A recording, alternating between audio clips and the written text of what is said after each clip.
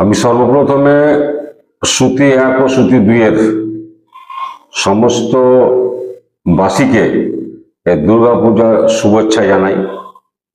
পাশাপাশি এই দুর্গাপূজাতে যেভাবে আমাদের সরকার পুজো মণ্ডপকে সাহায্য দিয়েছে পুজো করার উপলক্ষে, তাই সমস্ত বাসীর কাছে আমার আবেদন নিবেদন যে আপনারা এই দুর্গাপূজা উৎসবে সুস্থ পরিবেশের মধ্য দিয়ে এই উৎসবটা পালন করুন।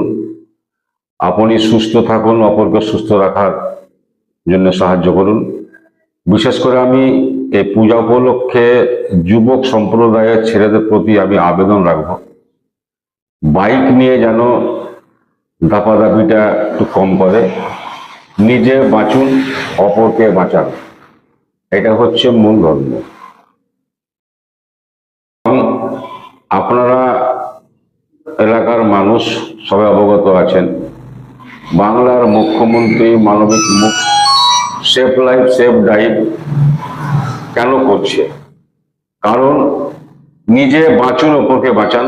এবং সেভ লাইফ সেভ ডাইভটা আমাদের প্রশাসন থেকে শুরু করে সমস্ত প্রশাসন সেভ লাইফ সেভ ডাইভের উপরে লক্ষ্য রেখেছে এবং করছে।